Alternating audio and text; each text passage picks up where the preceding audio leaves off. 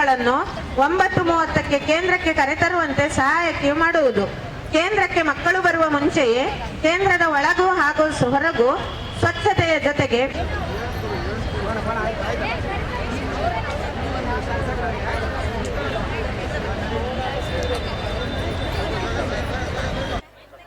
ನಮಸ್ಕಾರ. ಇವತ್ತು ಅಂಗನವಾಡಿ ಕಾರ್ಯಕರ್ತೆಯರ ಮತ್ತು ಸಹಾಯಕಿಯರ ಸ್ವತಂತ್ರ ಸಂಘಟನೆಯಿಂದ ಬೃಹತ್ ಹೋರಾಟವನ್ನು ಹಮ್ಮಿಕೊಂಡಿದ್ವಿ. ಕಾರಣ ಇಷ್ಟೇ, ನಮ್ಮ ಕಾರ್ಯಕರ್ತೆಯರು ICDS ಪ್ರಾರಂಭವಾಗಿ 50 ವರ್ಷದಿಂದ ಕೆಲಸ ಮಾಡ್ತಾ ಇದೀವಿ. 50ನೇ ವರ್ಷ ಕಾಲಿಟ್ಟಿದ್ದೀವಿ. ಈಗ 1975ರಿಂದ ಹಿಡಿದು ಇಲ್ಲಿ 2025 ತನಕ ನಾವು ಮಹಿಳೆಯರ, ಮಕ್ಕಳ ಮತ್ತು ಗರ್ಭಿಣಿ ಬಾಣಂತಿಯರ ಎಲ್ಲ ರಕ್ತಹೀನತೆಯನ್ನು ತಡೆಗಟ್ಟಿ ಅವರಿಗೆ ಪೌಷ್ಟಿಕಯುತವಾದಂಥ ಒಂದು ಆಹಾರ ಕೊಟ್ಟು ಅವರಿಗೆ ಮೌಲ್ಯಯುತವಾದಂಥ 3 ರಿಂದ 6 ವರ್ಷದ ಮಕ್ಕಳಿಗೆ ನಾವು ಶಿಕ್ಷಣ ಕೊಟ್ಟು ಮತ್ತು ಗರ್ಭಿಣಿ ಬಾಣಂತಿಯರಿಗೆಲ್ಲ ನಮ್ಮ ಮಾತೃವಂದನ ಮತ್ತು ಮಕ್ಕಳು ಹೆಣ್ಮಕ್ಳು ಜನನಾದವರಿಗೆ ಭಾಗ್ಯಲಕ್ಷ್ಮಿ ಕೊಡ್ತಾ ಇದ್ದೀವಿ. ಮತ್ತು ಇಲಾಖೆ 10 ಹಲವು ಕೆಲಸಗಳ ಜೊತೆಗೆ ಬೇರೆ ಬೇರೆ ಇಲಾಖೆ ಕೆಲಸಗಳನ್ನು ಮಾಡ್ಕೊಂಡು ಬರ್ತಾ ಇದ್ದೀವಿ. ಆ ಎಲ್ಲ ಇಲಾಖೆ ಕೆಲಸಗಳು ಸಕ್ಸಸ್ಫುಲ್ ಆಗಿದ್ದಾವೆ. ಅವು ಸಕ್ಸಸ್ಫುಲ್ ಆಗಲಿಕ್ಕೆ ನಮ್ಮ ಅಂಗನವಾಡಿ ಕಾರ್ಯಕರ್ತರು ಮತ್ತು ಸಹಾಯಕಿಯರು ಕಾರಣ ಅಂತಂದೇಳಿ ಹೇಳ್ತೀವಿ. ಯಾಕಪ್ಪ ಅಂತಂದ್ರೆ ನಾವು ಶ್ರದ್ಧೆ ಇಟ್ಟು ಶ್ರಮ ವಹಿಸಿ ಕೆಲಸ ಮಾಡ್ತಾ ಇದೀವಿ. ಕಾರ್ಯಕರ್ತರು, ಸಹಾಯಕಿಯರು ಕೆಳಗಡೆ ಗ್ರಾಸ್ ರೂಟ್ ಲೆವೆಲ್ ಅಲ್ಲಿ ನಾವು ಕೆಲಸ ಮಾಡ್ತಕ್ಕಂಥ ಒಂದು ವಿಚಾರ ಏನಪ್ಪಾ ಅಂತಂದ್ರೆ, ಮಹಿಳೆಯರು ಮತ್ತೆ ನಮಗೆ ಜನಗಳೆಲ್ಲನ ನಮಗೆ ಕೈಗೆ ಸಿಗುವಂತ ಒಂದು ವ್ಯವಸ್ಥೆ ಆಗಿರೋದ್ರಿಂದ ಸರ್ಕಾರಕ್ಕೆ ಏನೇ ಮಾಹಿತಿ ಬಂದರೂ ಕೂಡ ನಾವು ತಕ್ಷಣಕ್ಕೆ ಕೊಡ್ತಾ ಇದೀವಿ. ಹಾಗಾಗಿ ಯಾವುದೇ ಯೋಜನೆ ಬಂದರೂ ಕೂಡ ತುಂಬಾ ಸಕ್ಸಸ್ ಆಗಿ ಒಂದು ಇಂಪ್ಲಿಮೆಂಟ್ ಆಗ್ತಾ ಇದೆ. ಅದಕ್ಕೆ ತಕ್ಕಂತ ಒಂದು ವೇತನ ನಮಗೆ ಸಿಗ್ಲಿಲ್ಲ ಕಾರ್ಯಕರ್ತರಿಗೆ. 15-20 ವರ್ಷದಿಂದನೂ ನಾವು 5,000, 100,000, 3,000, 8,000 ಹಿಂಗ್ ಬಂದಿದೀವಿ.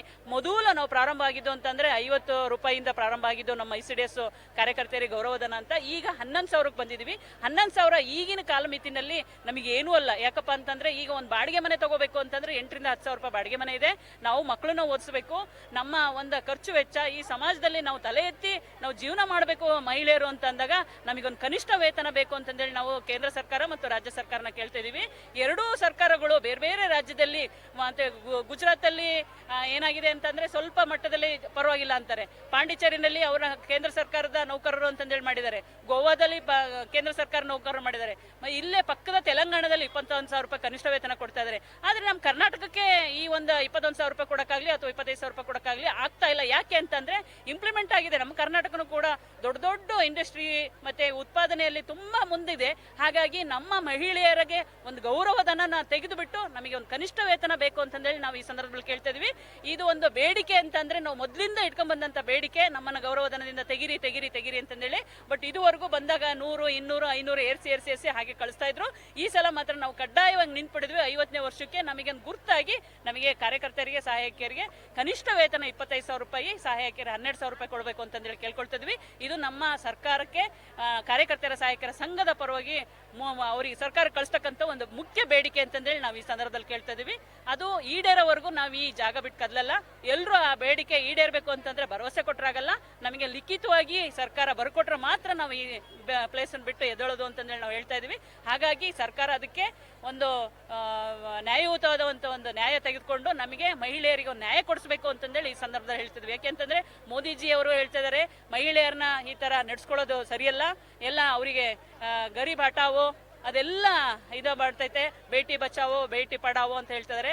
ಎಲ್ಲ ಮಹಿಳಾ ಸಬಲೀಕರಣ ಏನಿದೆ ಎಲ್ಲದನ್ನು ನಾವೇ ಮಾಡ್ತಾ ಇದೀವಿ. ಹೆಂಗೆ ಅಂತಂದೇಳಿ ಶ್ರೀಶಕ್ತಿ ಸಂಘದಲ್ಲಿ ಮಹಿಳೆಯರು ಒಳಗಡೆ ಇರ್ತಿದ್ರು, ಹೊಸಲು ದಾಟ್ತಾ ಇರಲಿಲ್ಲ.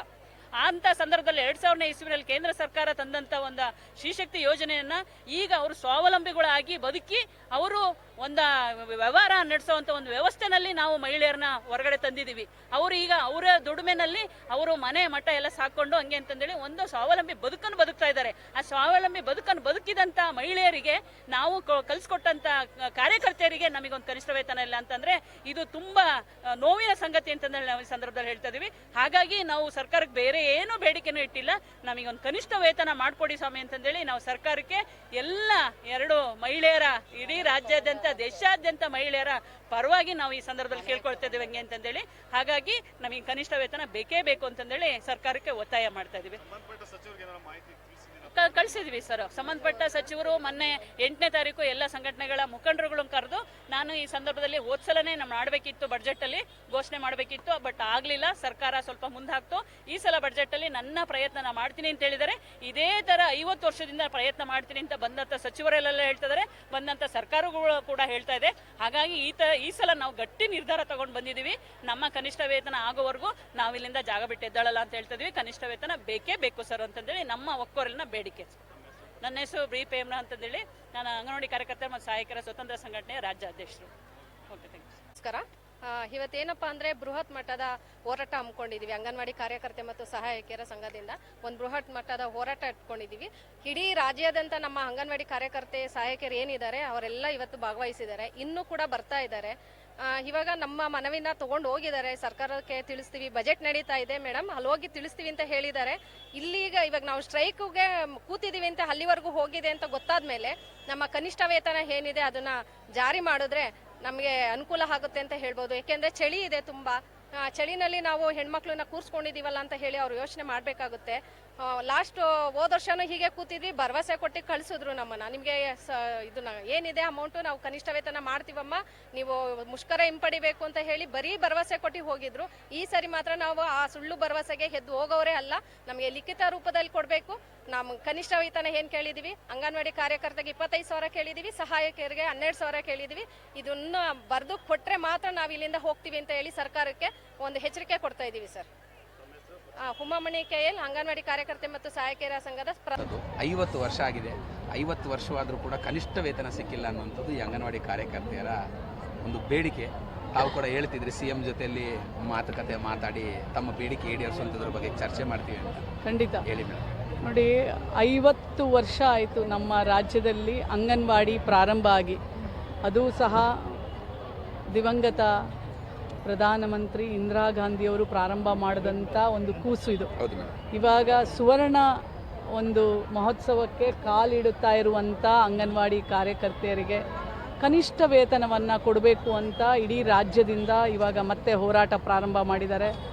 ಅವ್ರ ಜೊತೆಯಲ್ಲಿ ನಾನು ಇರ್ತೇನೆ ಆಯೋಗ ಅಧ್ಯಕ್ಷೆಯಾಗಿ. ಖಂಡಿತವಾಗ್ಲೂ ನಾನು ಸರ್ಕಾರದ ಮತ್ತು ಇವರ ಮಧ್ಯೆ ನಾನು ಆ ಒಂದು ಬ್ರಿಡ್ಜಿನ ಒಂದು ಕೆಲಸವನ್ನು ನಾನು ಖಂಡಿತ ಮಾಡ್ತೇನೆ. ಮಾನ್ಯ ಮುಖ್ಯಮಂತ್ರಿಗಳಿಗೆ ಅವರ ಬೇಡಿಕೆಗಳನ್ನು ಎಲ್ಲವನ್ನ ನಾನು ತಿಳಿಸ್ತೇನೆ ಮತ್ತು ಒಂದು ಸಮಯವನ್ನು ಸಹ ನಿಗದಿಪಡಿಸಿ ಅಂಗನವಾಡಿ ಏನು ನಾಯಕಿಯರಿದ್ದಾರೆ ಅವ್ರ ಜೊತೆ ಮಾತಾಡಿಸುವಂಥ ಕೆಲಸವನ್ನು ಸಹ ನಾನು ಮಾಡಲಿಕ್ಕೆ ಪ್ರಯತ್ನ ಮಾಡ್ತೇನೆ. ನಾನು ಸಂಪೂರ್ಣವಾಗಿ ಅಂಗನವಾಡಿ ಕಾರ್ಯಕರ್ತೆಯರ ಪರವಾಗಿ ಈ ಹೋರಾಟಕ್ಕೆ ನನ್ನ ಸಂಪೂರ್ಣ ಬೆಂಬಲ ಇದೆ. ಮಹಿಳೆಯರು ಕೂಡ ಹೇಳ್ತಿದ್ರು ಸಾಕಷ್ಟು ಅನಾನುಕೂಲತೆ ಇದೆ, ಅನುಕೂಲತೆ ಇಲ್ಲ, ಅವರಿಗೆ ಖಂಡಿತ ಅವರೆಲ್ಲ ತಾಯಂದಿರು. ಎಲ್ಲದಕ್ಕಿಂತ ಹೆಚ್ಚಾಗಿ ಇವತ್ತು ನಮ್ಮ ಕರ್ನಾಟಕದ ಗ್ರಾಮೀಣ ಮಟ್ಟದಲ್ಲಂತೂ ನಾನು 17 ಜಿಲ್ಲೆ ಪ್ರವಾಸ ಮಾಡಿದ್ದೇನೆ. ಇವತ್ತಿಗೆ ಗ್ರಾಮೀಣ ಮಟ್ಟದ ಜನರ ಮಕ್ಕಳ ಹೆಣ್ಣು ಮಕ್ಕಳ ಒಂದು ಏನಾದರೂ ಒಂದು ಆರೋಗ್ಯವನ್ನು ಅಥವಾ ಅವರ ಮಾನಸಿಕ ಒಂದು ವ್ಯವಸ್ಥೆಯನ್ನು ಕಾಪಾಡ್ತಾ ಇದ್ದರೆ ಅದು ಅಂಗನವಾಡಿ ಕಾರ್ಯಕರ್ತೆಯರು ಮತ್ತು ಆಶಾ ಕಾರ್ಯಕರ್ತೆಯರು. ಊರಿನಲ್ಲಿ ಒಂದು ಹೆಣ್ಣು ಮಗಳು ಯಾರ್ದಾದ್ರೂ ಮನೆಯಲ್ಲಿ ಹೆಣ್ಣು ಮಗಳು ಬಸ್ರಿ ಆಗಿದ್ದಾಳೆ ಅಂತ ಅವ್ರ ಮನೆಯವ್ರಿಗೆ ಗೊತ್ತಿರೋಲ್ಲ, ಆದರೆ ಆಶಾ ಕಾರ್ಯಕರ್ತೆ ಮತ್ತು ಅಂಗನವಾಡಿ ಕಾರ್ಯಕರ್ತೆಯರಿಗೆ ಮೊದಲು ಗೊತ್ತಾಗುತ್ತೆ. 2.5 ತಿಂಗಳಿಗೆ ಆ ತಾಯಿ ಆ ಮನೆಯಲ್ಲಿ ಗರ್ಭಿಣಿ ಆಗಿದ್ದಾಳೆ, ಅವಳಿಗೆ ಹೇಗೆ ಮಗು ಜನನ ಆಗೋ ತನಕ ಯಾವ ಥರ ಆರೈಕೆ ಮಾಡಬೇಕು, ಕೂಸು ಹುಟ್ಟಿದ ಮೇಲೆ ಮಾತೃವಂದನ ನಮ್ಮ ಸರ್ಕಾರದ ಯೋಜನೆಗಳನ್ನು ಆ ಹೆಣ್ಮಕ್ಳು ಆ ತಾಯಿಗೆ ಹೇಗೆ ಮುಟ್ಟಿಸ್ಬೇಕು, 6 ವರ್ಷ ತನಕ ಆ ಮಗುವನ್ನು ಯಾವ ಥರ ಆರೋಗ್ಯವಾಗಿ ಕಾಪಾಡಬೇಕು, ಪ್ರತಿಯೊಂದು ಹಂತದಲ್ಲೂ ಅಂಗನವಾಡಿ ಕಾರ್ಯಕರ್ತೆಯರ ಕೆಲಸ ಶ್ರಮ ನಾವು 2 ಪದಗಳಲ್ಲಿ ಹೇಳಲಿಕ್ಕೆ ಸಾಧ್ಯ ಇಲ್ಲ. ಅಷ್ಟೊಂದೆಲ್ಲ ಕಷ್ಟಪಟ್ಟು ನಮ್ಮ ಸಮಾಜದ ಒಂದು ಆರೋಗ್ಯದ ಸ್ಥಿತಿಯನ್ನು, ನಮ್ಮ ಮಕ್ಕಳ ಆರೋಗ್ಯದ ಸ್ಥಿತಿಯನ್ನು ಕಾಪಾಡ್ತಾರೆ ಅನ್ನೋದರಲ್ಲಿ ಎರಡನೇ ಮಾತೇ ಇಲ್ಲ. ಸೊ ಹಾಗಾಗಿ ಅವರ ಒಂದು ಹೋರಾಟಕ್ಕೆ ಇವತ್ತು ಪಾಪ ಸಾವಿರಾರು ಸಂಖ್ಯೆಯಲ್ಲಿ ಅಂಗನವಾಡಿ ಕಾರ್ಯಕರ್ತರು ಬರ್ತಾ ಇದ್ದಾರೆ. ಎಲ್ಲ ಊರುಗಳಿಂದ ಇಡೀ ಕರ್ನಾಟಕದಾದ್ಯಂತ ಬರ್ತಾ ಇದ್ದಾರೆ. ಶೌಚಾಲಯದ ಕೊರತೆ ಇದೆ ಅಂತ ಹೇಳಿದ್ರು, ನೀರಿನ ಕೊರತೆ ಇದೆ, ಊಟದ ಕೊರತೆ ಇದೆ ಅಂತ ಹೇಳಿದ್ರು.